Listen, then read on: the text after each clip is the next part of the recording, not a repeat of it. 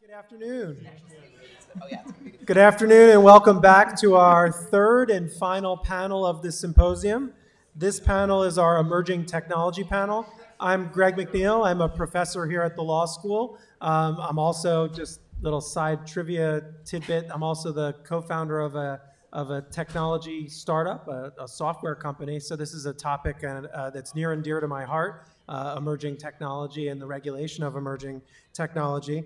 We've got a great final panel of experts assembled for you here. Our experts include individuals with a background in autonomous vehicles, drones, smart cities, robotics, artificial intelligence, air taxis. There's just a great ton of knowledge up here, and hopefully we'll be able to address all of those topics in the time that we have. Can we hit on all of those topics, guys?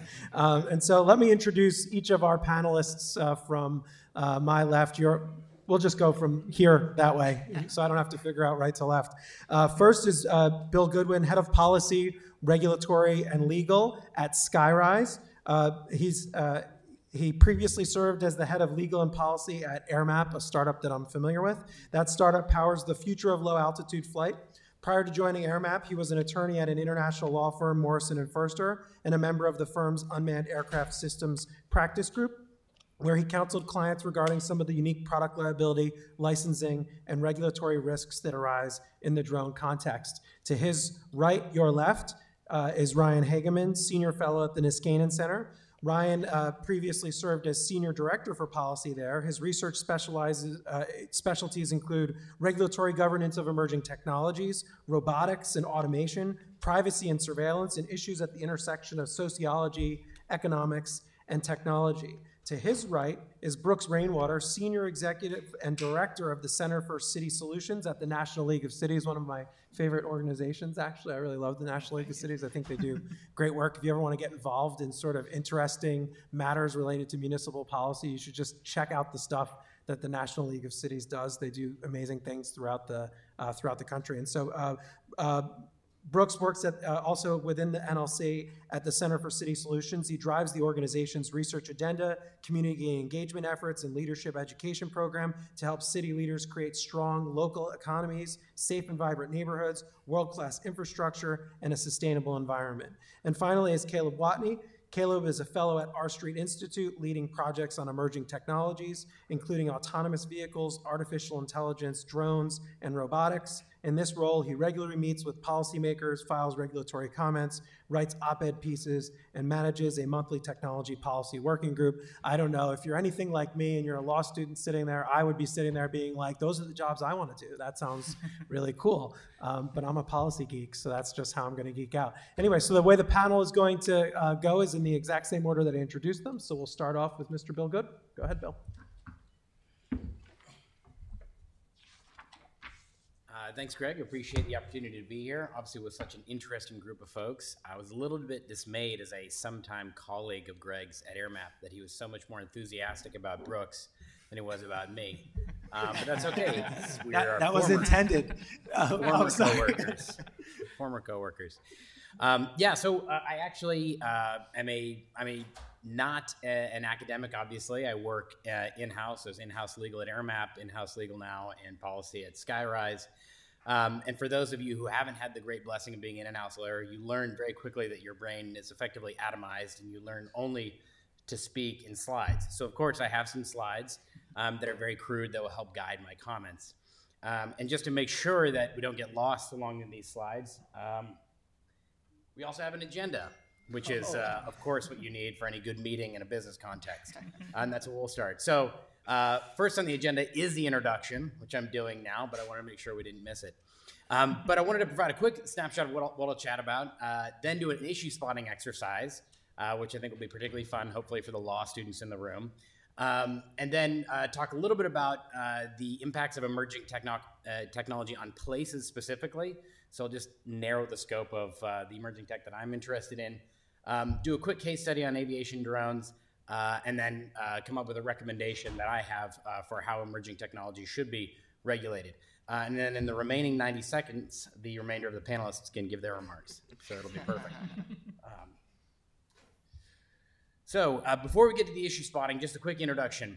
The thesis that I'd like to advance is that emerging technology, specifically when it engages places and influences where we live or move or find our being, has a unique obligation that it imposes on the technology companies, one that they've largely abdicated to date.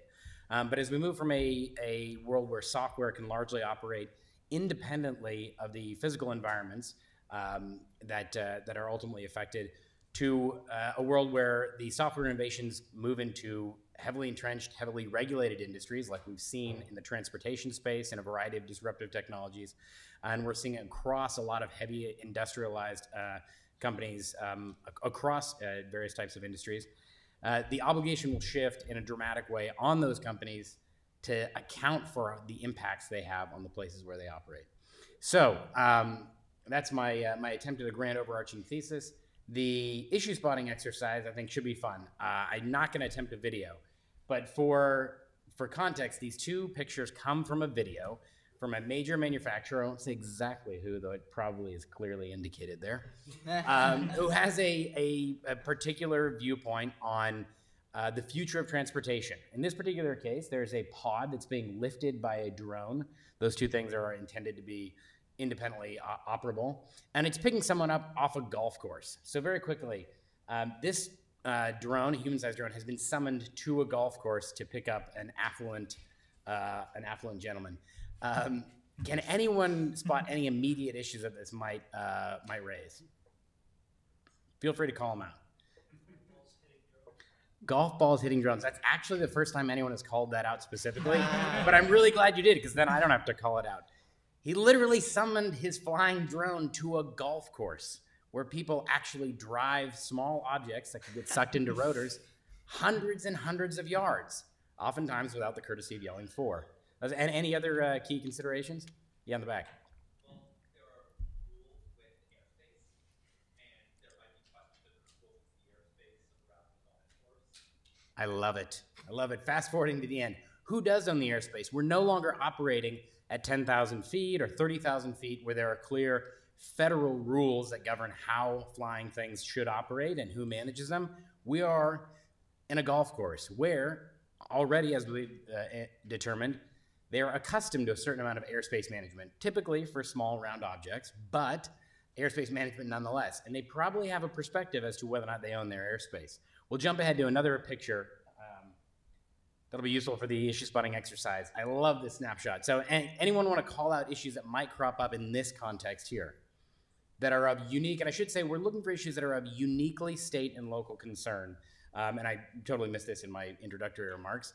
But I think what we're trying to discuss here is the relevant level for adjudicating disputes or regulating these types of emerging technologies. Sure. Noise right there. Not just the noise of the aircraft to the people underneath it, but look at the altitude of that vehicle. It is sufficiently lower than the top of what have to be $3 million penthouse suites. I mean, you know, I've just been scrutinizing the New York rental market recently. So those have got to be very expensive places. And I'm pretty sure the noise issues are going to be significant once you get down to the level where these people are operating. Any other issues that folks want to call out? Privacy, that is a fantastic one. Again, look at the all glass walls on those penthouse suites. I'm pretty sure that there isn't a very efficient federal regime to govern condo complaints when someone says they are firmly convicted that the guy in his flying car is operating very slowly right around bath time in the evening next to their condo. That just doesn't sound like something that the FAA is well equipped to handle when it comes to deciding whether or not there's a privacy concern. Any other issues that folks want to flag? Sure. Well, if I can actually go back to the prior slide. Sure. One issue that came to my mind was, we talked about airspace, but what about the ground space, the real estate? Is it trespassing? Is there a license that's required, et cetera? Beautiful. I love it. I love it. That also applies in the, usually, in the next image, I use that to say, where is this thing going to land? Because all these issues come into question. And that actually is a perfect transition. Once you get down to the ground, there's a world of police powers that exist. There's a lot of case law actually around takeoff and landing. There's civic ordinances. And then there's a host of other laws that come into play. Noise ordinances are actually in place in every major city in and around the world. There are regimes for adjudicating disputes about all sorts of different issues. But just a fun flag I would throw out there at the end. Think about how boring this guy must be that he's customized his notifications to make sure that the city planning department will be able to notify him about a bike path that he's never going to go on because he's in a flying car. I just love that. You got to imagine that some designer thought that was a great thing to add to this video. So I think what I'm trying to get at is that the impacts of a lot of emerging technologies that we're seeing that affect us where we live and where we move are necessarily local, and the types of impacts that have to be adjudicated at a local level. The disputes that are going to arise, the rules that we want to promulgate, the types of ways we want to think about how these technologies should impact us. And another great way of thinking about that besides flying cars is a quick snapshot of what life is like when you have bike sharing gone horribly wrong. This is one of, I'm sure folks have seen these circulating on the internet. There was a surge in China in particular, but in a variety of different municipalities, antedating the scooter craze, where folks realized you could slap a GPS device that had connectivity on a bicycle, and all of a sudden you could share bikes everywhere. The markets were massively saturated. Cities across China were significantly disrupted, even though they already were accustomed to having lots of bicycle traffic. And you had somewhat dystopian scenes like this, with civic authorities impounding bikes by the tens of thousands and creating, these bike monsters. Which I think is, again, just intended to give you a visceral illustration of where this impact is felt. This impact is felt at the city level, and necessarily so because of the nature of the technology. This picture is intended to give us a sense of how quickly our city and landscape could be impacted by these technologies. Nuro, a company that I love, decided that autonomous cars are way too tricky. They're going to have autonomous delivery robots that will bring you groceries to your door. Right now, they have a single partnership with Kroger that is operational in, I believe, 3 neighborhoods around Phoenix, might be Tempe. They just raised $1 billion. So they are going from impacting 3 neighborhoods to likely a very dramatic impact on cities in and around the United States and possibly around the world. And the scale and the pace at which these devices are going to impact the places where we live is going to be is enormous. And the capacity for that change hitting communities very quickly is really limited only by the availability of capital. I'll skip to the end here to give everybody else a lot of time. But I do love this particular image because it illustrates the nature of even less disruptive technologies and how you have to recognize who's going to be encountering them. This is a real non-staged image. Those are Starship Robotics delivery bots, so a smaller version of the Nuro bots that I showed on the previous slide. What I love about this is that these are relatively small, but they are also just small enough to be below knee height on a senior citizen, who clearly does not think that they are necessarily adding a lot of value to his life. However, these robots are operating at scale at George Mason University today. There's a pilot, and they're serving tens of thousands of people fresh piping hot burritos or whatever it is that they put inside those tiny robots. So don't underestimate the pace at which these technologies will start to impact the places where we are. And then try to remember these images when you think about the nature of the impacts on folks.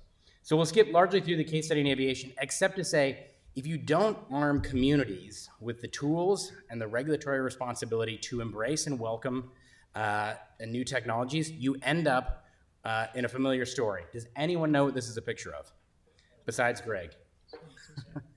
San Francisco, yes. And what do you think the pins represent? There's a tip-off because it's aviation. They're heliports.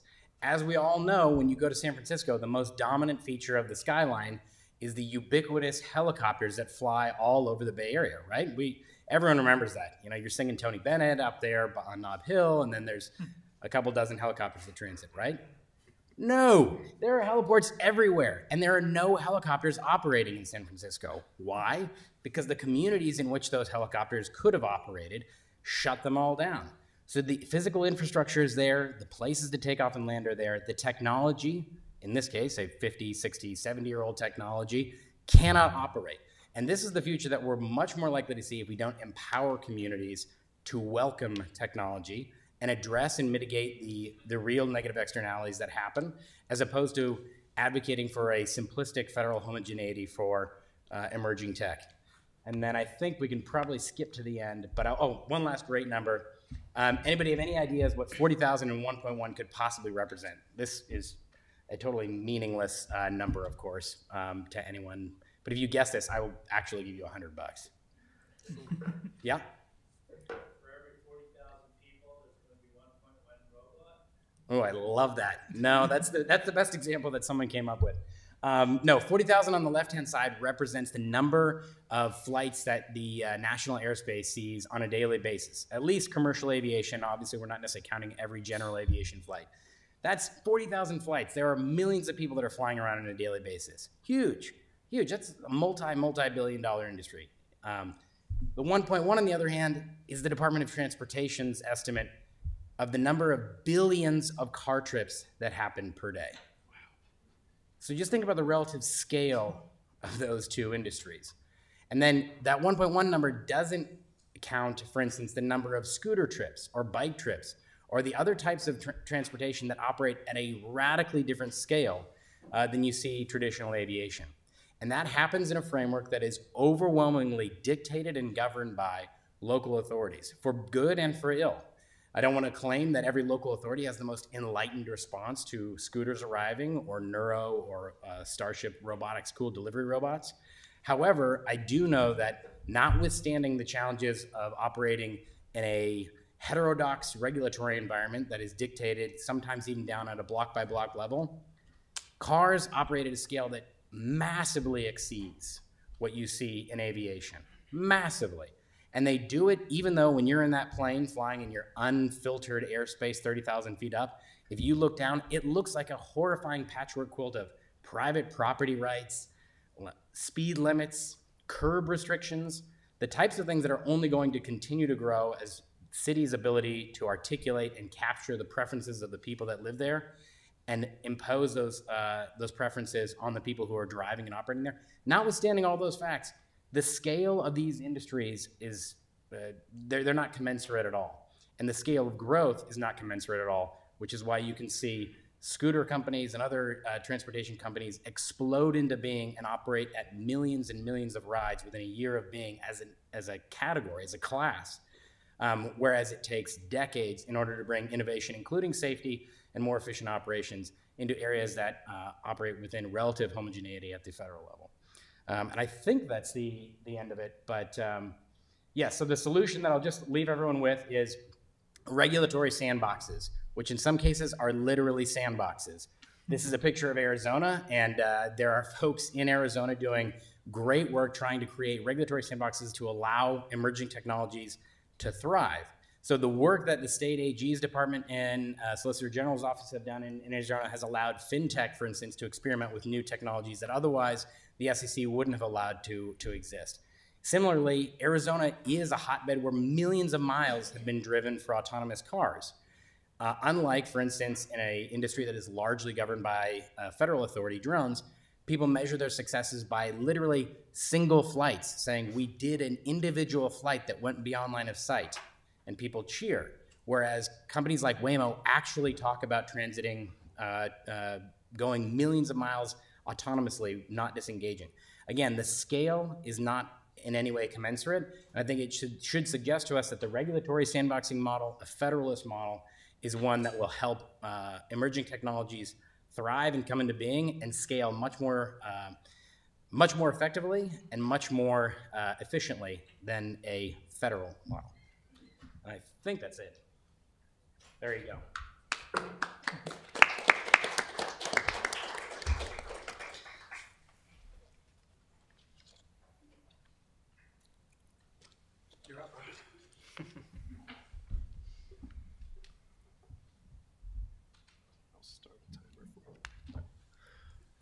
Hello, everyone. So sorry to let you down if you're fans of PowerPoint, but I'm not actually giving a PowerPoint presentation. I just figured that since Greg and Bill stood up here, I might as well. And I'm pretty sure Brooks is going to be up here too, so I don't want to just be with, Caleb if he decides to say so. Well, I'm just saying. So expectations have been set. Thanks, Bill. That was actually really great, and I think it sort of tees me up for a little bit of what I want to talk about by taking a big step back, actually, and looking at federal regulations as they relate to new emerging technologies. Mr. Alford, when he was speaking, really alluded to what I think is one of the quintessential problems that we have with regulating some of these new technologies at the federal level these days. And it's this idea of the pacing problem, as it's often referred to. And generally speaking, this is what we talk about when we discuss the nature of incremental improvements in the law and the regulatory apparatus, and the exponential increase and improvement in technologies that we see. The gap between those two, that disparity, is the pacing problem. This idea that the law has a very difficult time keeping up with new technologies, primarily because the law is beholden to institutional anchors and forces that new technologies are not. An entrepreneur working in his or her garage to develop the next killer app isn't actually weighed down by all of the baggage that comes along with, trying to change basically any rules currently in the Federal Register, or trying to, pass a new bill in Congress. And so the problem that we have at the federal level is that we don't really have any system for how to think about regulating some of these really new cutting-edge technologies. Artificial intelligence has kind of become a really big talking point in recent years, but it's almost a buzzword when you talk to members of Congress and federal regulators. Because when we say artificial intelligence, when we say machine learning, when we say neural networks, really everyone's just kind of talking about the highest level abstraction you can possibly imagine. The moment you ask any specific details about how it is we're actually going to do X or do Y or do Z, the entire facade just starts crumbling down, right? Because any rules that are applied very broadly to artificial intelligence, for example, could potentially also rope in, your average Excel program just running macros, right? So that also, I guess, speaks to one of the many problems at the federal level, which is the average age of congressional representatives being somewhere between Mick Jagger and Steven Tyler. There's not a whole lot of good understanding of how technology actually works, and that's why you have a lot of congressional representatives really relying on the buzzwords and relying on sort of low information providers for a lot of these issues. And that's why, for better or worse, you also don't see a whole lot of federal legislation that keys into specific means of regulating these technologies. Look at any of the bills that have tried to address autonomous vehicles or artificial intelligence in the last year and a half, over the last two Congresses, and you'll find very quickly, if you actually read the statutory text, it basically doesn't mean a whole lot. It's either we're going to build a commission to study this further, or it's, well, we're going to set up a federal advisory committee in Department of Commerce or the Department of Transportation. So this all leads me to what I really want to focus on, and where most of my work focuses, which is this idea of soft law governance mechanisms. And being in a room of lawyers, I would imagine most of you are familiar with the law in general.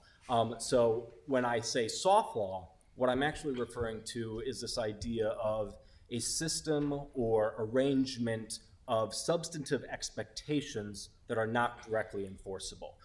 So things like social norms, in your mind you might be thinking, are a good kind of comparison here.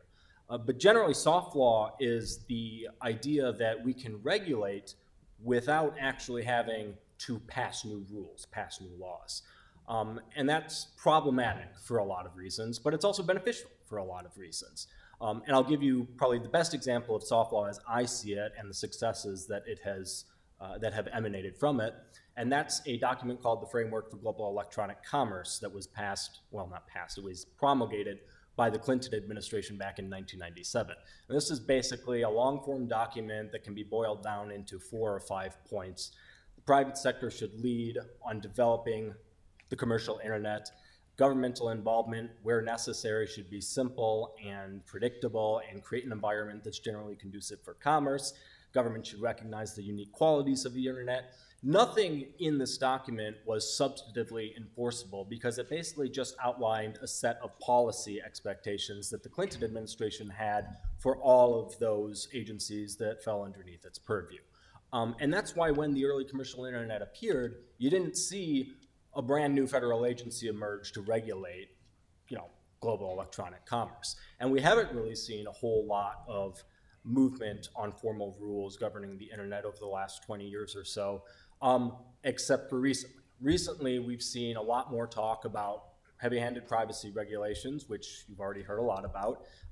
We've already heard a lot about how it is we might break up some of the big tech companies, which we've already heard about. Over the last 20, 25 years or so, we've kind of been running this natural experiment with this quasi-soft law document that basically outlined how the government was going to be treating the internet, and which was implicitly accepted by each subsequent administration, and actually in January of 2017 was officially reaffirmed by the Department of Commerce in the waning days of the Obama administration. So this is sort of what I view personally as the best example of how good soft law can work in practice. You basically hold off really potentially bad regulations, really bad legislative efforts to kind of try to control a technology that doesn't do well in captivity, and what you get is literally all the good and the bad, of course, that has come from the global commercial internet. Now we're running into this problem, however, where a lot of the new technologies that are starting to bubble towards the market that have basically emerged as a result of digital, interconnected digital technologies like the internet are running into kind of a wall when it comes to these processes, soft law mechanisms. And the problem is that, and I think the best way to kind of frame this for people is the way that Peter Thiel framed it back in 2015 in an interview with Tyler Cowen of the Mercatus Center. He framed it as the reason that we're seeing stagnation in the world of physical innovation, and the reason we haven't seen as much stagnation in the digital world are the regulations. So he framed it as the world of bits versus the world of atoms. And the world of atoms have really sort of reached something of a plateau where a lot of the recent innovations that we've been making in things like robotics and automation are getting to the point where they can't kind of operate on these soft law principles anymore, at least as I see it. So we're kind of getting to a point where some sort of regulatory framework is necessary in order for us to move forward, because if we can't get over this hump, then we're going to be running into the very problem that Mr. Alford also identified earlier, this idea of global innovation arbitrage, where innovators, entrepreneurs, and the next new cutting-edge technologies are not going to be developed here like the internet was, they're going to be developed abroad. And you've already seen a lot of this in play with things like drone research and development, or even autonomous vehicles. And if you want to talk about some really cutting-edge stuff, which is where a lot of my research recently has focused, gene and cell therapy technologies, we're seeing a lot of really good, well, depending on your perspective, good. We're seeing a lot of really cutting-edge developments come out of places like China and even Mexico, actually, because of the limited regulatory environment there. So we've gotten to a point where soft law isn't creating the sort of certainty and isn't creating the sort of expectations that innovators and entrepreneurs need to kind of take innovation to the next level in this country. We've also hit that wall in the digital economy space, where we're finding that all of a sudden the internet is actually subject to the forces, the push and pull of political expectations, social demands. And you can only maintain this unstable equilibrium for so long as you don't have rules that are actually buttressed by sort of the more hard law variants that we see in traditional sectors. So with that, I'm going to actually turn it over to Brooks, because I want to only talk very minimally about this stuff. I'm really more interested in hearing some Q&As about these issues and others, because I think there's a lot more that you folks have to ask than I have to really offer in terms of answers on this front. So yeah, thank you.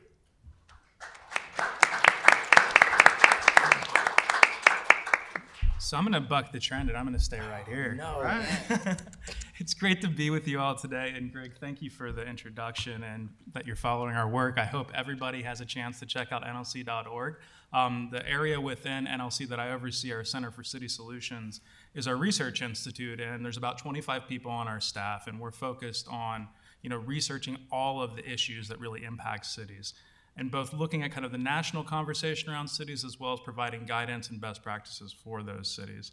So what I want to talk about today is the technology regulation in cities, and really think about my thesis, which is that local regulation and innovation coexist and support one another. And I start with the kind of small c conservative principle that the government closest to the people governs best.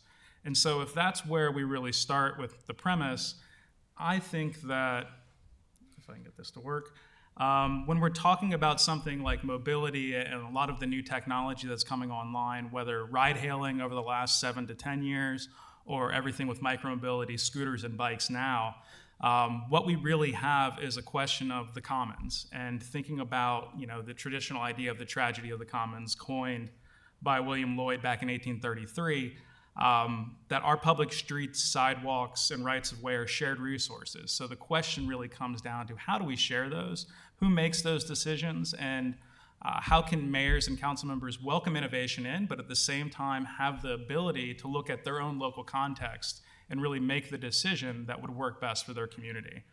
And so the premise being that there's been a lot of state-level preemption that has come down and really put the context into place that it was the state that should be making the decisions on something that used to be seen as very much a local matter, which would be our streets, would be our sidewalks. There are definitely good reasons for why different levels of government regulate, but I think the reason that we see cities regulating really comes down to 3 core things: health, safety, and welfare. City governments have always been charged with protecting the health, safety, and welfare of the public. And so while different cities may choose to regulate differently, I think we should respect what's happening in one community and really think about why it is that local governing body would regulate in a certain way. There's always going to be cases that kind of come out of the mainstream, whether we're talking about housing or other issues where there's been some real challenges in how local governments have regulated. But ultimately, I think particularly as we're talking about new mobility trends, the kind of push-pull that we've seen actually between local governments and technology companies, I think has pushed the companies to come up with better products and better regulatory standards on the city space as well. As I've talked to people over the years, there's often conversation around cities not being able to kind of react in a quick enough manner. And what I would say is if you look at kind of the history of how cities have reacted to these new technology trends, it has actually sped up quite significantly in recent years. To where we have larger and larger urban marketplaces, which are where these companies really are focused. The kind of distinction I would say is if you look at a company like Uber, Lyft, or now with Bird and Lime and the others, they are focused first and foremost on our largest urban centers, whether here in the US or globally. And so when we look globally, the kind of mega regions are driving a big portion of our GDP. Here in the US, our 250 largest cities are kind of putting out 80% of all economic activity. So when I think about how this growth is happening, I want to look at some of the challenges of growth. And thinking about different things like co-option of public spaces, market failures, kind of the blurring of the public and private, and really even profits over people. Because ultimately, if you're a local government leader, you want to make sure that companies thrive within your city. That is one of the core things. But at the heart of what you do every day is you're trying to react and kind of protect the public welfare. And so when we get into issues like preemption, I really think, again, and kind of reinforcing this idea of cities and kind of the leaders there being able to govern best because they know their communities and they know what kind of commerce can thrive best. The interplay between kind of federalism and preemption is a really kind of critical issue. And we've seen over recent years, and we've done quite a bit of research on this, there's been a real upsurge in preemption. I think there's a lot of pieces that have played into this. Politics has become so divergent between our largest urban areas and our rural parts of the country. And this has played out in how many of these battles have kind of taken shape. And ultimately, I think the more that state governing bodies can work with local governing bodies to make sure that we're kind of not putting ceilings, but instead of floors on regulatory kind of laws. So it still gives you the ability to innovate within your own community. That preemption isn't necessarily a bad thing. It's just how it's been used in recent years that has really led to some challenges. Because I do believe that layers of regulation make sense. I think that states should be looking at things like safety. I think that when you're looking at autonomous vehicles or many other new technologies, that cities aren't going to be able to regulate these things on their own, nor should they. That there's a clear delineation between city, state, and federal government on how you regulate these new technologies. But I do think that as we've seen many of these preemption battles play out in states, that special interests have had a little bit more of a say than I think they should. And that I go back to kind of this premise that if the largest kind of marketplaces that companies are focused on are within our urban areas, the idea that kind of the rural component of the state is kind of driving that regulation, to me, seems a bit of a challenge. That's not to say that everybody shouldn't be involved and have this conversation, but I would kind of always kind of go back to the localist approach and put the city first. And to that end, it's interesting that you mentioned Arizona before, because I think that there's been a lot of really fascinating things happening in Arizona.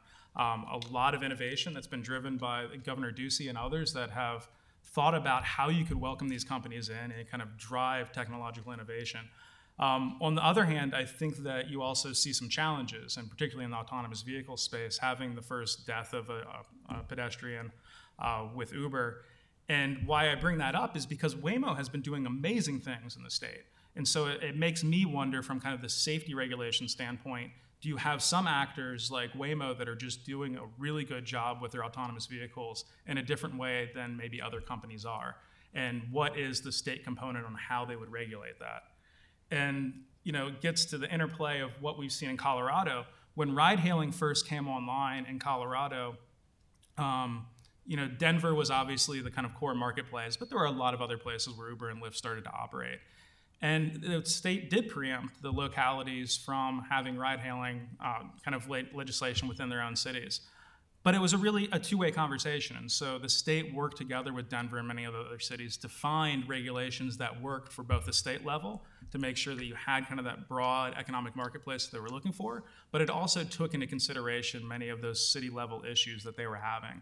And now you're seeing further innovation where Uber is working directly with Denver and the Public Transportation Agency there to really think about how it's a first mile, last mile solution, both with their vehicles as well as bikes and other micromobility companies that they own.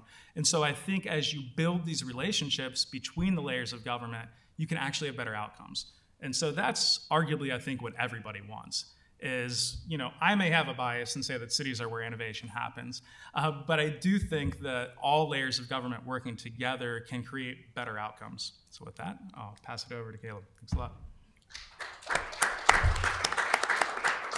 Will he stand? Will he sit? See, Brooks came up with a novel innovation. He said you could give your speech while still sitting. And since I'm going to take advantage of that innovation, there's spillover effects from his innovation that I'm going to benefit from.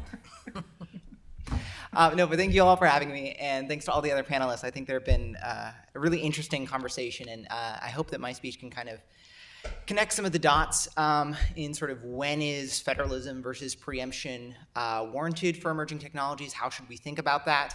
But I want to start off with a discussion of what I think are the two forces sort of shaping competition between different regulatory jurisdictions. How do jurisdictions act when they're in competition with one another? And so the first of these forces is one that's already been discussed. Mr. Alford brought it up, and that's innovation arbitrage. And the basic idea is that innovation can flow across borders to the jurisdiction where it's most welcome. There's been a lot of really good, interesting examples of that recently. Obviously, drones have been brought up. You're seeing Canada, Australia, Switzerland being some of the main places where drones are being tested and deployed before the United States because their regulators have been more open. Similarly, you saw a couple years ago when the FDA was sending cease and desist letters to 23andMe, they moved to the UK in response to that.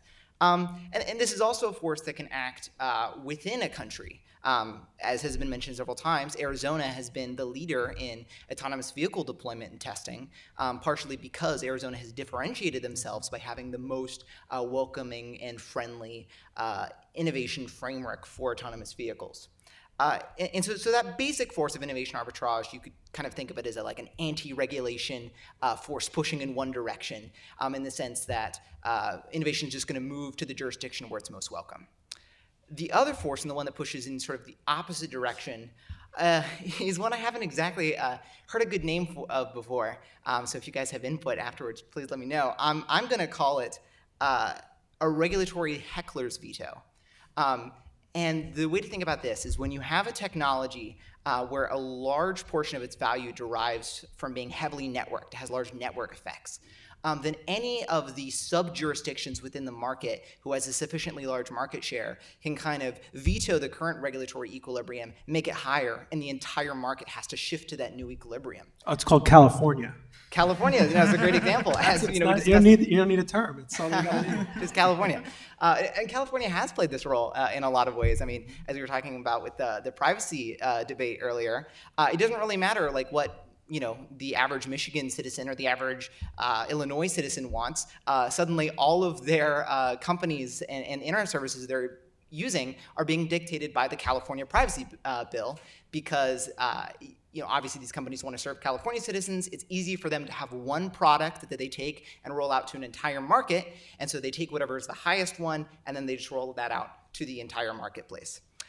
And so this regulatory heckler's veto, again, it kind of pushes in the opposite direction of innovation arbitrage. You could kind of consider it a pro-regulation force in the sense that there's almost always going to be some jurisdiction within a marketplace that has maybe higher than average regulatory preferences, and then that ends up dictating what the entire equilibrium is. And so I think when you put these two forces in contrast, where does that get you? And when I've tried to think it through, I think you basically ended up in an equilibrium where as a new technology is being initially developed, it can be developed almost anywhere. Like it's almost certainly going to happen because all you need is one jurisdiction to allow it, the innovation can move there, and it can be developed. But then as the technology grows and mature, it starts to be offered in a variety of different areas. It grows in market share, and particularly if it relies on strong network effects, then almost anyone can regulate it. And that's kind of the basic equilibrium, and you might see companies respond to that in different ways. I mean, obviously, if GDPR were 10 times worse than it is today and being restrictive, there comes some tipping point where companies just stop offering the product. But within certain realms, they're basically going to meet whatever the highest regulatory standard is and offer it across the market. The other way you might see people respond to kind of these two forces is through preemption deals. You almost see similar dynamics in some of the trade negotiations. So it might be narrowly within one country's self-interest to have tariffs, but it's in the overall market's best interest to not have tariffs if it allows easier flow of goods and services. And so all the countries basically come together, tie their own hands, preempt themselves, and then you allow free flow of goods and services, and everyone ends up better off. I think that this framework can also provide some guidance for us as we're thinking about when and how is it appropriate to have preemption or not for emerging technologies. So if we're using the example of the internet, for example, you're looking at something with incredibly strong network effects, something where that heckler's veto is always going to be a looming issue, and is also a very developed market. It obviously has global reach, and so you might look for stronger preemption on things like privacy. Or something like autonomous vehicles, where it's still fairly in the early days, but because so much of the value of autonomous vehicles comes from its ability to be used across state borders, you might want to think about preemption there so that you can make sure you're not losing out on all these huge network effects. However, on something like drones, where it seems like most of the use cases are local, obviously you're seeing wedding photographers. They don't gain more benefit from their photography if people all over the world are using drones. Or similarly, if you're having, transportation, between a warehouse and a particular house within a city, again, that's a very local issue, stays within state borders, and it's not an issue that really benefits or gets weakened from use of drones in other areas. So that might be an area where we look to push more on sort of the global innovation arbitrage point, look maybe to have more federalism. But you could imagine a future in which the drone market matures a lot. Suddenly you're having, cross-state supply lines, carried by drones, and then it would matter a lot more whether or not there was sort of this interoperability. You could use drones cross-state. So that's kind of the framework that I've been using to think about when and how preemption versus federalism is appropriate. But I would love to get more thoughts from the audience and hear from my fellow panelists.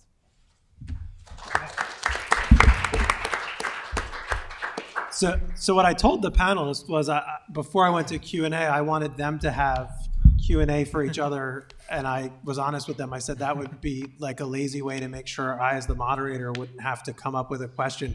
But I actually came up with one, and so what I was trying to do as I was taking notes was to try and have a sort of question qua comment that would pick a fight with everyone simultaneously, and I'm gonna see if I've managed to do it. And so I'm just gonna throw it out on the porch and see if the cat licks it up. And so so we've heard some discussion here about the idea of regulating the internet and its bits versus bytes versus atoms, right? And so I like to think about it as it's easy to have a set of like hands-off rules when we're regulating cyberspace, but when we're regulating meat space, it's all of a sudden a different thing, because the thing that's flying isn't flying through the air metaphorically, it's flying through the air like a drone, and it can hit you in the face, right? And so that has very different consequences. Someone surfing the internet on their cell phone doesn't have an impact on you, even if they're watching videos of drones. But the drone flying over your head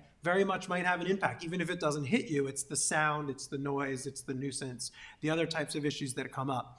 And so I'm reminded of the issues that came up locally, particularly Santa Monica was the hotbed of scooters when scooters started. And scooters raise, I like Brooks's framework, health, safety, and welfare problems. They raise issues in the physical world that Bill described. I think soft law wouldn't work. Right, I'm picking fights. I think, right? Like, so it's great. We as scooter companies will all agree that we'll be really good about like where we park our scooters and stuff while we throw as many scooters onto the street as possible. So failure of soft law impacts people in meat space, not cyberspace. So that would make an argument in my mind that maybe cities should have some role. But then you have cities that do absolutely insane things, where like what we saw in the Uber examples, where they would do protectionist activities to protect the unions, right, the taxi unions, or they might make a set of rules that would limit the number of scooters that could be on the roadway, and you knew the number was arbitrary because it was 800. It wasn't 801, it wasn't 823, it wasn't based on any data. And you'd go to the public hearing, you'd say, where'd you come up with the number? They said, we just needed a starting point. And so my intern came up with the number and just said 800 sounds pretty good. Was there any data to generate this number?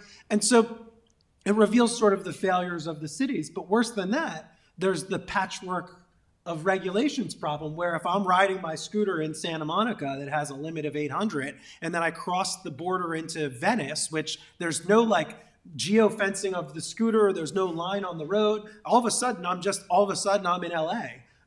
And now there are 799 scooters in Venice, and there are 1,001 or whatever LA's rule is. How can this possibly be regulated across borders? All of this just suggests to me, and I'm like as federalist as they come, that these are all just like each one of these new sets of regulatory regimes is a barrier to innovation, it's a barrier to a market, and that you should federally preempt the whole thing. Bill's never heard me say that in my life. So why shouldn't we just preempt the whole thing and have one big federal regulatory regime? Not all this soft law garbage, not all this cities are where innovation happens. Oh, cry me a river, Brooks. I mean, really. I left it on that slide for a reason. So I needed to remember what you said. So is the question for each of us? I didn't to really respond have to a why question. We're all wrong? You're just kind of spewing. Well, independent of the pseudo question, I do think it is a good opportunity to tee up where I will actually object to something that Caleb said, which is I actually believe that there's a bit of a slippery slope when we start talking about network effects as a good that should be protected in regulation. And I'll give you an example, because we've talked about scooters a lot as a good example. They're in a physical space. Let's leave aside the digital space, where I think the questions get a lot trickier. But just in the physical space, people complain about the fact that laws may change from city to city. But I think that is, and this goes against the thesis of cities as places where innovation happens, but I think that is actually inherently what we should expect, because cities are different places. So take yourselves out of Malibu, which is a very nice place, and go with me to another very nice place, Lake Como. And I will tell you that if a bunch of scooter companies go to Lake Como, I once went to the world's greatest conference, which was hosted. This is in Italy. In It's Lake very, Como. very fancy. And there are a number of small, isolated communities around this incredibly beautiful lake. And one of the things that's most toxic is that you have people who ride really obnoxiously loud motorbikes, clearly never heard of a muffler, and then they try to rumble into these small towns. And a number of them have attempted to ban motorized vehicles. Why? Because it is essential to the quality of life and what is the economic basis of all these towns, namely the tourism, to not allow something that, in the interest of, say, the scooter company that's renting those scooters, would make a lot of sense. It is in the city's interest and the broader economic community to say, hell no, there's no scooters. And I actually think that that is a good that should be respected. But I think we can go one step farther. It doesn't have to be the city that makes that decision. It should be the individuals within the city using voluntaristic methods to come to that conclusion, and only using the city as the regulator of second to last resort, as it were, when their attempts to address those issues fall short of achieving the goals that they're trying to accomplish. Kind of rambled that sentence onto the end there, but I found a stopping point. Yeah, so I don't think my argument would be that there can never be a role for, local sound prohibitions, like there are time, manner, and place restrictions, that we tend to find appropriate. We don't allow you to just blare a siren at night for no reason, and that's there's probably good reasons for that. I think one good test for kind of like how strong are the network effects and are they worth protecting is, are you in a situation where kind of the highest regulatory standard becomes de facto the national standard, or the standard within the state? And so if you're finding that there is a lot of differentiation by cities and products are being carefully tailored to those cities, then that's maybe an indication that the network effects really aren't that strong. Now, on the other hand, you can find that sometimes cities can kind of write themselves out if they, try to have too strong a regulatory standard. So obviously if there's a city that just said, no, we're not going to have any roads here because we hate motorized vehicles so much, and they, bashed up their own roads and had all highways diverted, that would eventually end up hurting the city. And I mean, if they did that without any sort of recourse for another way around in the highway, then there would be larger, commerce issues going between states. But yeah, I guess my point here would be that not all network effects are strong and worth protecting, but there are some easy tests you might have for determining that. I think I'm going to come back to what You're coming around to my preemption? Yeah. Because I think you gave a great example of what happened in Santa Monica, where the challenge was that you had so many scooters on the street that they were crowding sidewalks. So if you were handicapped, you couldn't get by in your wheelchair. People were tripping over them. They were being thrown kind of everywhere, helter-skelter. So like ultimately, yeah, I think it is somewhat arbitrary to put a 700 or 800 cap on it. But I think there are already communities that are regulating in a good way. Like where I live in Arlington County, right outside of DC, the initial cap, I think, was around 1,000. And each scooter had to be driven 3 times a day, I think was the minimum. And as they could show that those scooters were getting 3 rides a day, they're going to expand that cap over a period, I think it was either 6 or 8 months. And so you're starting to see best practices that are rising in cities and communities nationwide that are, what I would argue is that's where you're seeing that innovation happen. And that should kind of feed the larger state, the larger kind of national conversation around how these things should be regulated. Will you have challenges with that? Yes, absolutely. But again, I would go back to the fact that the companies themselves need these marketplaces in the same way that people within these cities need these goods. I think fundamentally things like scooters and ride hailing are good. I think they've created a better marketplace for cities and allow people to get around in better ways. And so it's not a question of whether they should be there or not. It's a question of how they are there.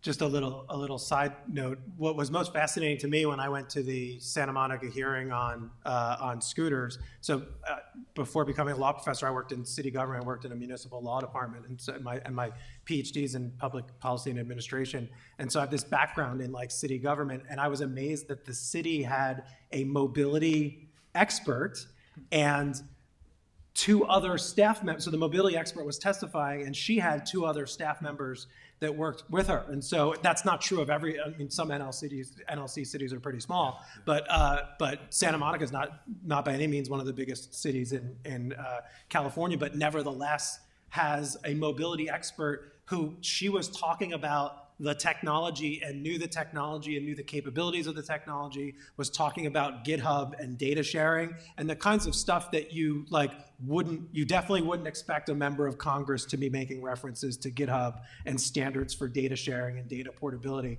And I just thought that was really fascinating. Yeah. So, I mean, I'd actually love to ask Caleb a question. We talked about it a little bit before we started, and it gets at what I love your term, too, the regulatory heckler's veto. So my question to you would be, how does that play out versus agglomeration effects? Everybody laughed about the example of California, but so much of the technology industry is here. And it's in Silicon Valley, and it's in San Francisco. And San Francisco is one of the most highly regulated cities in the country, if not the world. And so how would you kind of see that playing out? Because people continue to be drawn to San Francisco and Silicon Valley. No, that's a great question. So if you look at the literature on agglomeration effects, they seem to be incredibly robust, and they can persevere through all sorts of tampering and bad laws. I mean, you just look at housing prices in San Francisco right now, and the fact that it's still the innovation, capital really of the world, is a testament to how strong agglomeration effects are. So I would almost say, I would think of agglomeration effects as this exogenous force, where just kind of for almost random reasons, particular cities become clusters of talent that has sort of a self-perpetuating cycle, and that certainly increases the veto power that any jurisdiction has. So the fact that California has more veto power than, say, Missouri is partially a function of the fact that they have these large agglomeration effects. But yeah, I guess that's primarily how I view them. Not seeing anything else from the panel. I'm now going to open it up to questions from the audience. Just remember, you need a microphone before you ask your question. And so looking around, it could be a comment too, as you know, because I led with that example of not really asking a question, just saying what I wanted to say. Go ahead. This looks like a comment. I think Tom already indicated exactly how to convert a comment into a question. So what do you think? Caleb, I wanted to address your network effects factor. As I think about it, I think that it doesn't make any sense. That what you're really talking about is the extent to which any particular technology, what it costs that technology to comply with patchwork of regulations. And I don't think that maps perfectly onto network effects. Like, for example, drones and scooters have no network effects to speak of, but the fact that they can cross jurisdictions means it creates a sort of regulatory problem. On the other hand, there's plenty of technologies that will allow you to identify where a user is coming from, and you may have a lot of network effects, and you may have a perfect ability to serve up to comport with certain regulations for users from one jurisdiction, and it really doesn't cost that much more to also comport with regulations from another. I think that's the thing that mediates, not so much that some of that will map onto network effects, but not consistently. I mean, I do think that you're right about the push-pull between the two effects you identified, but I think the third thing is really this cost of compliance with multiple regimes. And of course, that'll also depend on the type of regulation. Sometimes that will be, like the number of scooters regulation. No problem complying simultaneously. There's no spillover effects there, whereas that wouldn't be the same for other types. The only other thing I wanted to add I can't remember who raised this, was I don't understand exactly why we care so much about sort of attracting innovation. I mean, I understand why certain jurisdictions do, for very sort of they want tax base or something like that. But why does it really matter where the technology is developed if it can be deployed everywhere? For example, and if you think if you're a city or state or whatever, and you think there's some risk to the process of developing the technology, what you do is you sit back and say, well, we don't want it here. You develop it there. All of your pedestrians will die. Eventually, they'll get the right technology, and then we'll implement it here.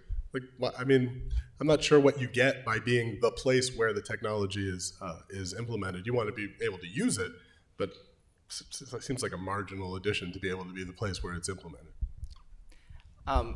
Don't you agree?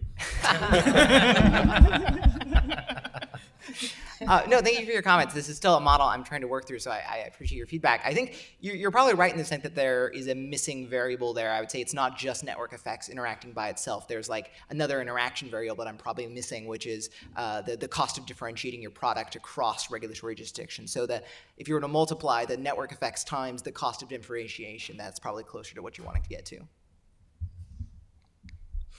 But also to your question about does it really matter where a technology is deployed? I think that actually, underneath my comment, which I started to allude to there, is that as much as I am a federalist, it doesn't mean I have this unshakable confidence in the expertise of localities to deal with emerging technologies, or that their prudence in determining whether or not they should even be a guinea pig for a new technology makes any sense at all. My background prior to law school was state and local political consulting in and around kind of the political networks that influence developers. And you would be horrified, or perhaps not surprised, at how many cities love to play developer, including here in California for a long time with redevelopment money. And they declare parts of the city blighted and then pick and choose market winners. And that kind of activity, I think, illustrates perhaps what you're getting at, which is there isn't necessarily a necessarily good reason to welcome an emerging technology. And I think it's perfectly rational for some places to say, we're going to take a wait and see approach. Conversely, though, I do think that if you are a savvy community like Arizona seems to be, and you think that you can attract a longer term, for instance, industrial presence, or, attract more corporate headquarters and avoid, for instance, the second class citizen of the world status that LA now has in terms of corporate headquarters and the attendant effects on your talent pool and tax base, et cetera, that seems well within the province of a locality to try to decide. Because I think they're going to be closer to the answers to that question, even however impaired that decision may be, than any federal authority, again, trying to pick winners and losers where the problem only escalates. This is where I'll reveal my true opinion about the federalism stuff, which is responsive to your question. This is where I think the economists who argue that each new restriction in each jurisdiction is a barrier to commerce and trade, and therefore we should preempt it all and get rid of it, get it wrong, because it rests on the assumption that the system that's implemented at the federal level or at the state level is the market efficient optimal outcome, whereas there's no guarantee that you're not going down a regulatory blind alley there. And so if we're going to take like a drone delivery example or something, if Palo Alto wants one set of rules for drone delivery and Mountain View wants another, and Berkeley, California wants to just outlaw it completely, that's what they're apt to do in Berkeley, right? Then they won't get their deodorant delivered within a couple hours, which they're not using deodorant anyway. And so they're all just gonna continue to be stinky, and the drone will fly over Berkeley, and the people in Berkeley will be stinky until they can't stand being stinky anymore. And then they'll change the law and they'll order some stuff, and we'll get to a market optimal outcome through the competition across those jurisdictions, and it'll be regulatory competition for the right outcome. Whereas I think what the economists do a lot of times looking at this is they say, well, there is some efficient outcome that I can graph and curve and give you some fancy math, which is all letters, and look at the way that this should be as the outcome, and then in the abstract, federal preemption or state preemption would be the right way to do it, but it doesn't actually really work out that way, which is why my preference would be for the patchwork, because I think the patchwork actually leads us to a public law conversation about the correct outcome. And I'll just piggyback on that, just to pile on a bit. I think the allure is very strong if you, both on the freedom maximizing side and economic maximalization. So one of the areas where I was somewhat dismayed, I saw Tyler Cowen last summer published a piece saying that he thought we should federally preempt all occupational licensing regimes at the state and local level. And he had literally one line in his post that he said, because I can't think of any good reason why a state or locality should need to have their own independent occupational licensing scheme. And that was the sum of the argument, which he couched it in freedom terms, and others often couch that plea for federal preemption in economic terms. You're restricting the economic liberty of people, and there's economic goods that would result. But the net result is the same, that you grow the administrative state and you empower a small fiefdom of experts in Washington, D.C. to make all these decisions about our lives, where, in point of fact, the reason I become a strange friend to Brooks over here is that I think cities, with all their defects and their warts and the limits of somebody who rose up from city government and, for instance, was deputized as the assistant city manager for special projects, and now he's in charge of drone policy. You know, that isn't an optimal, from a expert perspective, an optimal way to come up with the right policy solutions, but it's so much more intimately associated with the actual people that are going to be affected that you're much more likely to see market-based solutions and voluntary solutions emerge and be the principles that are adopted by the city than you're going to see at the federal level. Let me just get, now I'm fired up. So let me give another example on it. So Bill brought up the example of automobiles, terrestrial transportation versus aviation, which is such a great example because aviation is federal preemption. So aircraft take off and land only with the permission of the federal government, with a federal regulatory regime that certifies the aircraft down to the stupid fact that there are ashtrays in a brand new airplane that's produced today. Why are there ashtrays in a brand new airplane that's produced today when federal regulations say that you cannot smoke on an airplane and you haven't been able to do it since like the 80s? Because some federal bureaucrat somewhere said, well, someone might smoke, and if they do smoke, they're going to need an ashtray to put it out in, so we're going to put an ashtray in there. And then some other bureaucrat said, but we're going to seal the ashtray shut so people don't think that they can smoke inside the aircraft. And this is running it out of a federal agency, right? I was literally thinking that exact thing when I was in the bathroom on the airplane because I tried pushing as a smoker. I tried pushing it open. You did. I was confused. So now you have these new aircraft, drones that are flying, right? And you have to figure out where drones are allowed to take off and land and where they're allowed to operate. But drones are not airliners operating at 10,000 feet. Drones take off and land from sidewalks and fly next to your face and next to your home. And so what happens? All the lobbyists in the drone industry get together because all of the cities, Brooks just creating all these nightmares for the poor drone companies. Good for you. And so all of a sudden, all these cities say, well, we don't want you taking off next to my outdoor vineyard or next to my restaurant or flying over my school. And the whole drone industry goes, patchwork quilt of regulations. How am I ever going to know how to comply with it? We need a single rule to handle this, right? And so what do? They go to the Congress, and in Section 2209 of the 2016 FAA Reauthorization Act, they direct the FAA to create a process for creating restrictions around places in the United States where drones can and cannot fly near. Now, in your like normal town, there's like City Hall does this and says like you can park here, you can't park there, you can't like sleep on that curb. And there's like an entire city apparatus that hands this.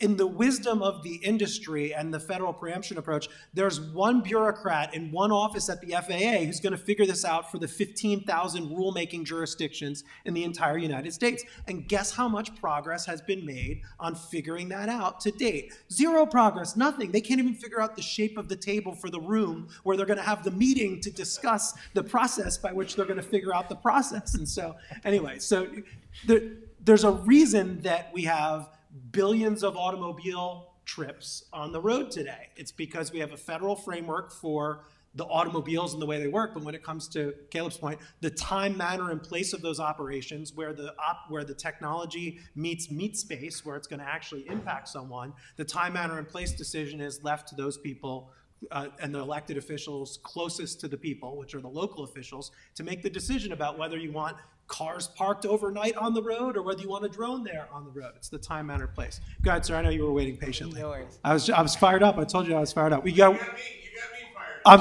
I'm filibustering for the microphone, really, though. That's all I'm doing. Here it comes. You got, oh, she handed it over to me. Look at this. Oh, living dangerously. Yeah, so you got me fired up because, you know, if you want to go mano a mano with horror stories of regulatory jurisdiction, let's go. Throw down, okay?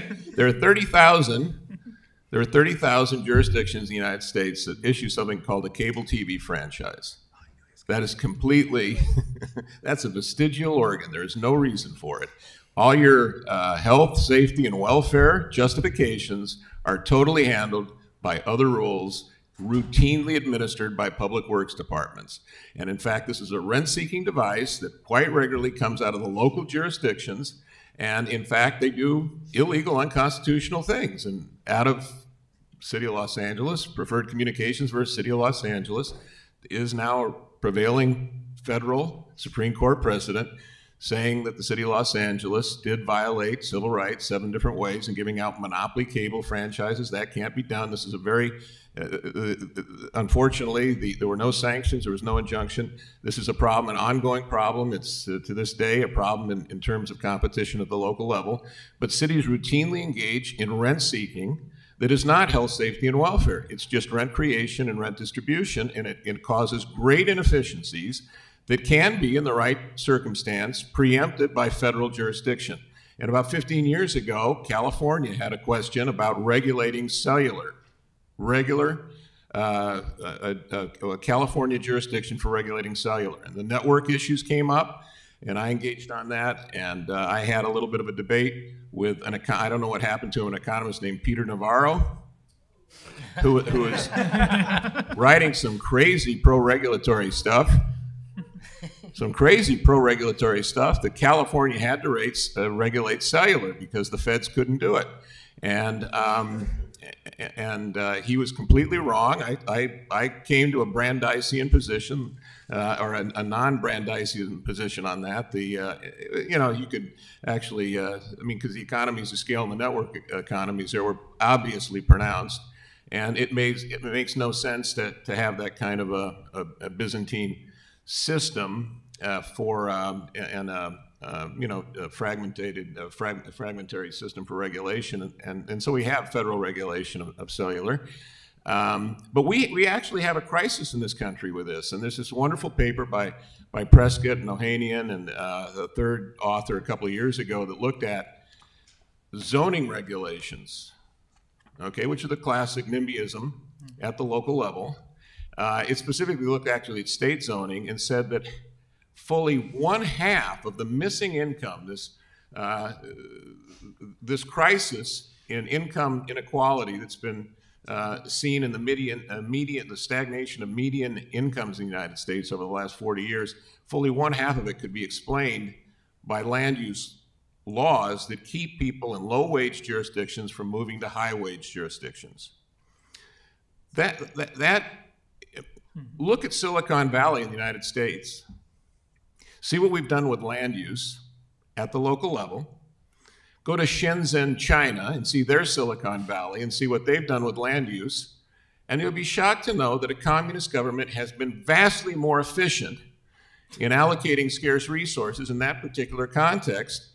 And that's the NIMBYism of localism. So I'm very much sympathetic to the laboratories of democracy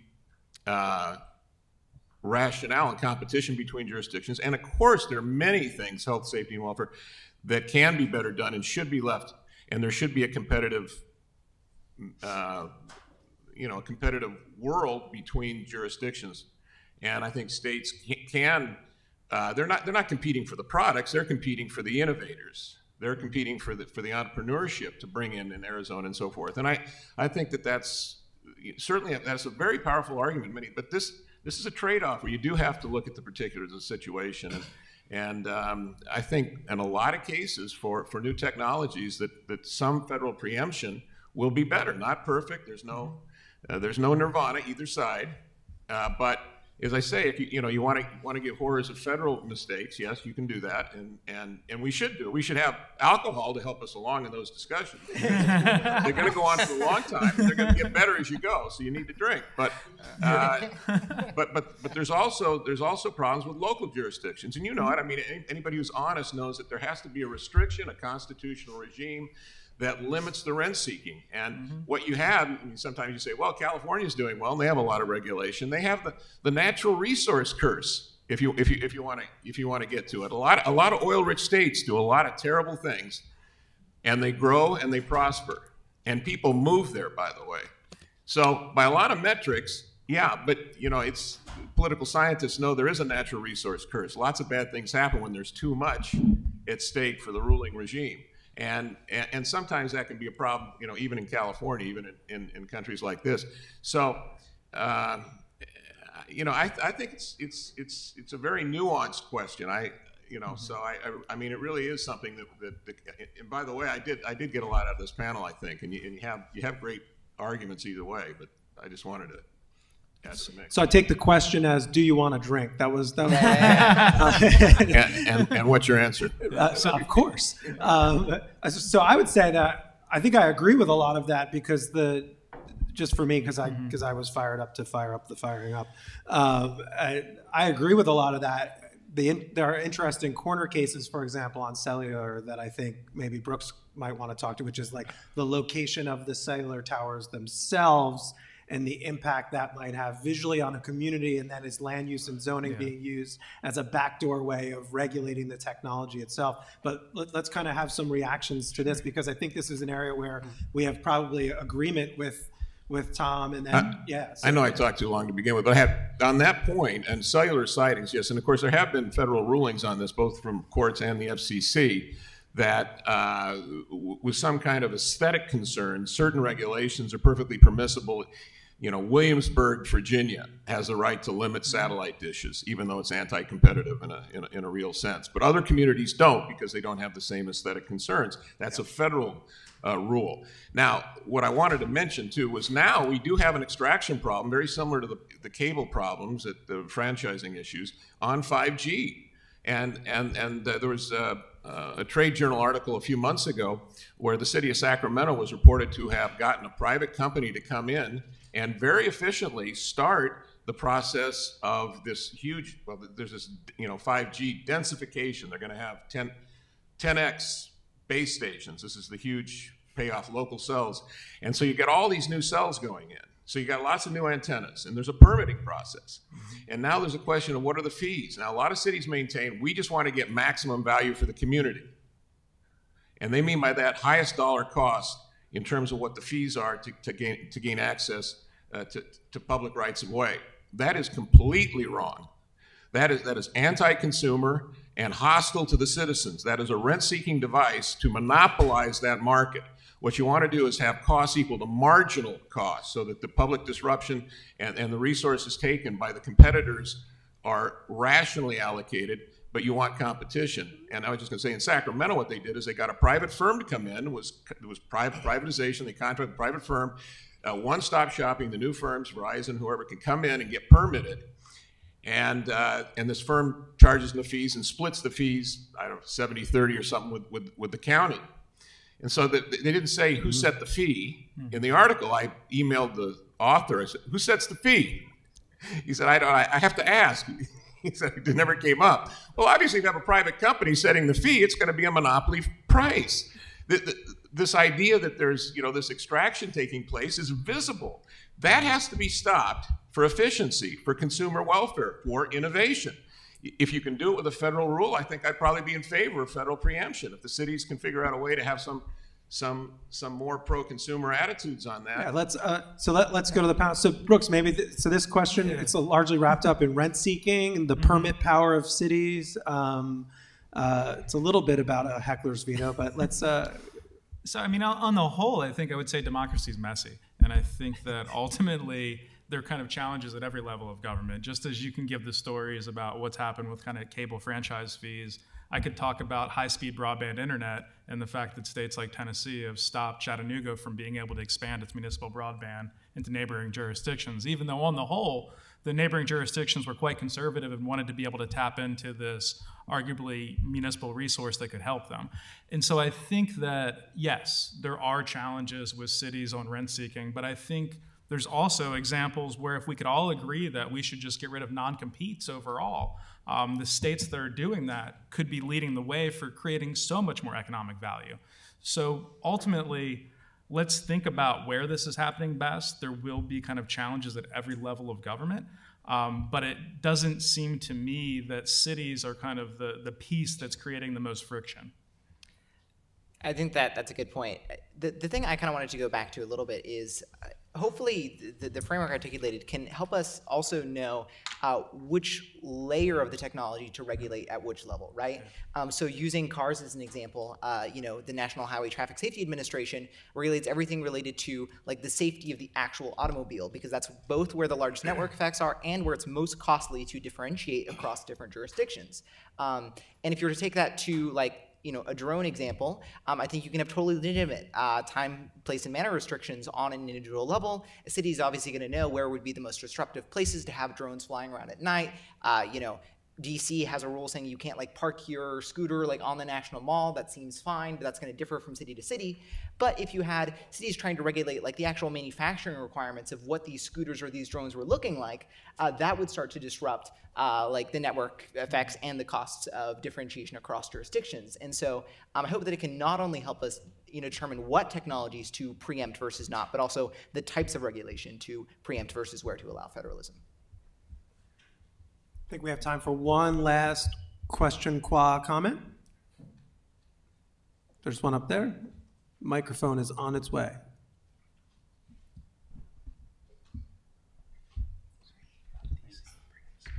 Thank you. It's been my experience, I'm sure many of yours as well, that regulatory law always is very slow to catch up to technology.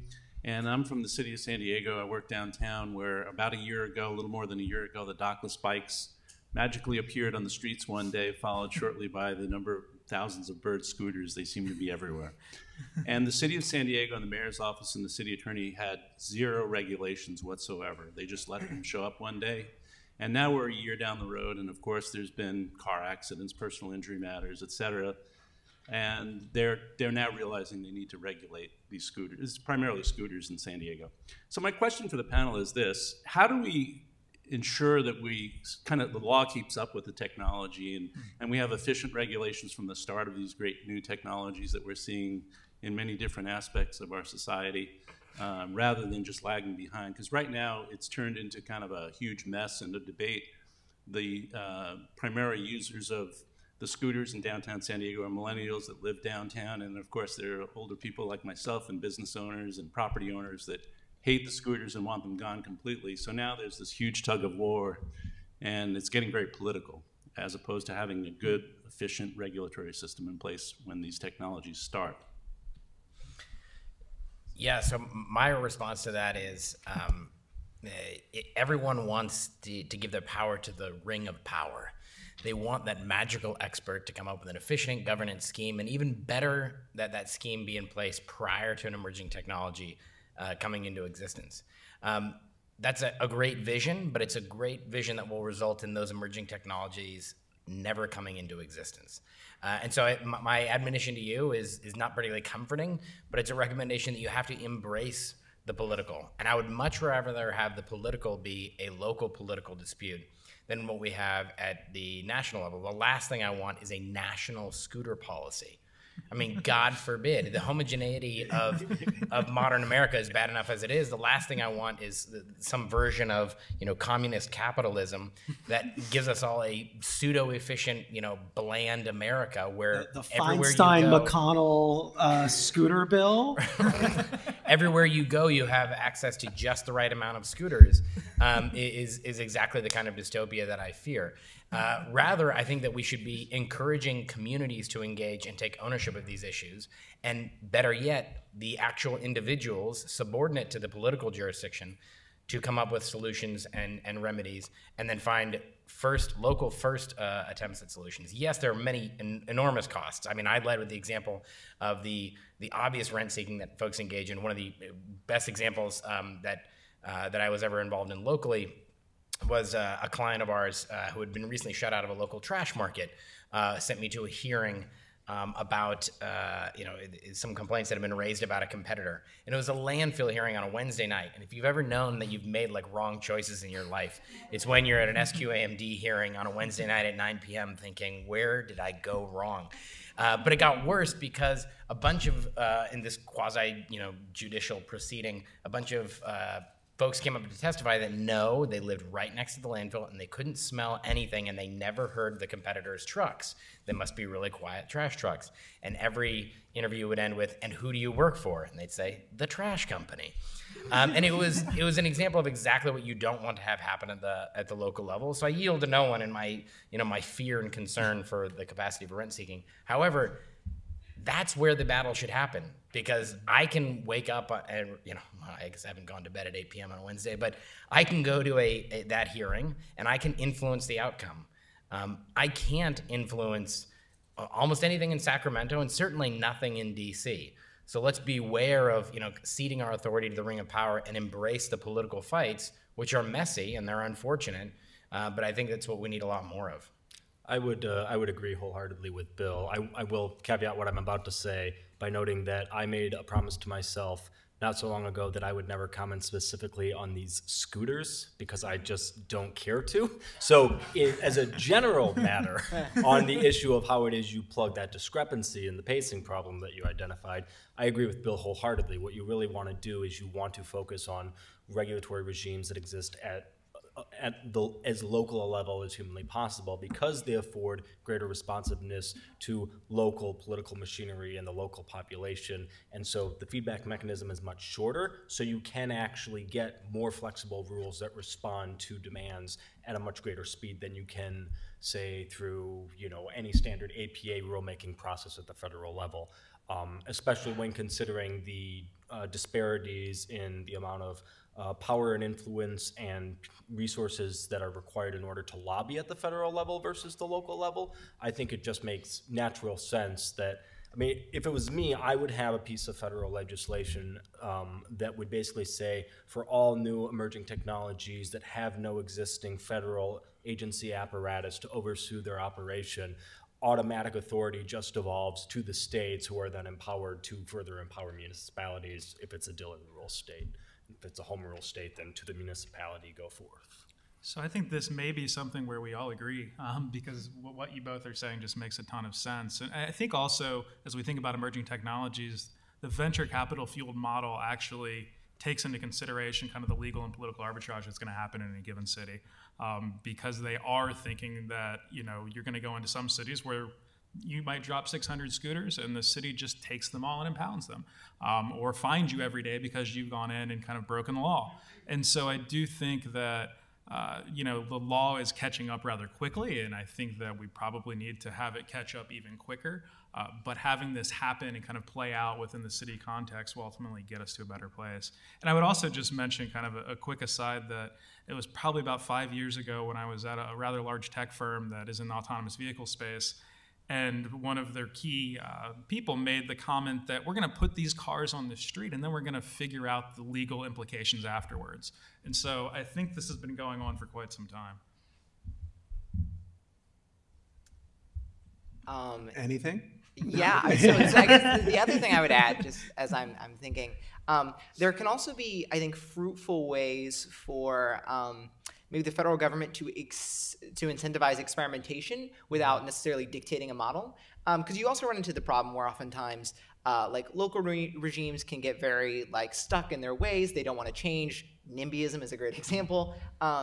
And if you're concerned about the fact that we don't know what one model is the best to impose over an entire country, you can incentivize experimentation, right? So you've seen bills to kind of do that with bail reform. Criminal justice is inherently very local level, but you've seen a couple of bills to basically provide money and incentives to states to experiment with, removing cash bail or replacing it with something, or seeing if there's a better way to target it, to actually assess the risk that's happening. And I think you could imagine something similar happening for, urban housing reform, for emerging technology, legislative frameworks. And that also kind of gets back to the idea of how early are we in the technology's development. I think if you had a general timeline of very emerging technology to very mature technology, probably on average emerging technology, all else equal, is going to prefer a federalized approach because we just don't know. But then again, as it gets more mature and as the heckler's veto issues start increasing, then that may be a time to reconsider. I guess I'll just offer you a little bit of hope on the way that this worked out. You mentioned that businesses and others in the community have been concerned about the way scooters were deployed and the way that it occurred. If you imagine an alternative scenario where prior to anyone in the city of San Diego ever seeing a scooter company went in and sat down with the government and got the regulation, or the government started to deal with regulations prompted by the most interested party who cared the most about scooters, the population who had never seen them, and the company planning to deploy them, what would that regulation look like, right? As opposed to now where people have seen the negative externalities of the technology and may actually have something to say about where the technology will be and whatnot. So you might actually now, with democratic participation, interested constituents, get a better, more optimal outcome than you otherwise would have. A few people along the way have been hurt, and hopefully the tort system is going to allow them to recover for their injuries along the way. But you might get a better regulatory regime now with the lessons learned than you would have had we had an ex-ante regime that was put in place by only the interested party who cared to show up at the hearing when nobody else knew the thing that was coming. Well, hopefully you'll join me in thanking our panelists.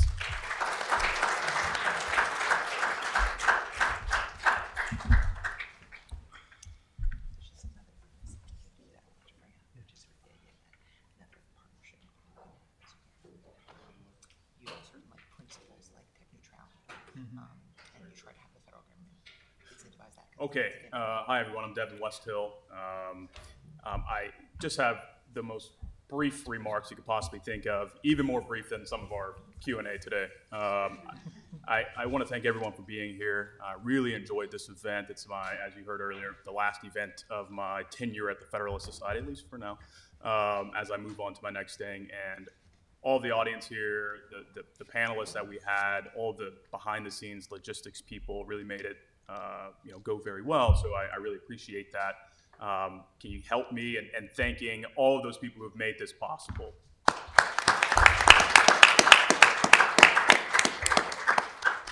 With a special thanks to Ashley, who, yes.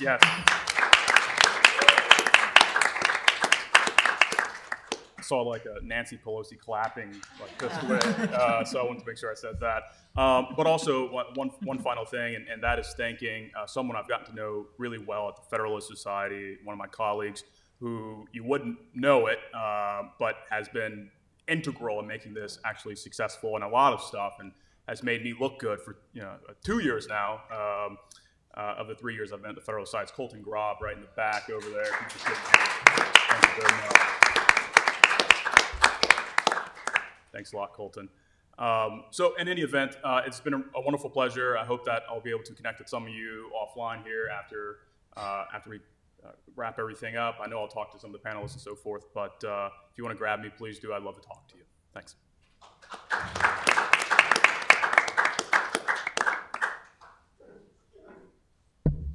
Thanks, Devin.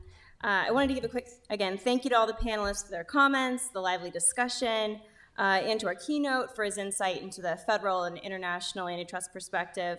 I also want to especially thank the Law Review staffers and editors who supported this event with their time and their efforts. And I have to recognize Professor McNeal, who connected me to the Regulatory Transparency Project, as well as serving as a moderator. And finally, I can't thank enough the Regulatory Transparency Project, the co-sponsor and partner in this, especially Dean Reuter, Devin Westhill, and Colton Grob. Your support and assistance have been invaluable to me and made this event such a success. And thank you, everyone. Again, if you are seeking MCLE credit, please keep your certificate of attendance and turn in your surveys upstairs at the MCLE table. And thank you.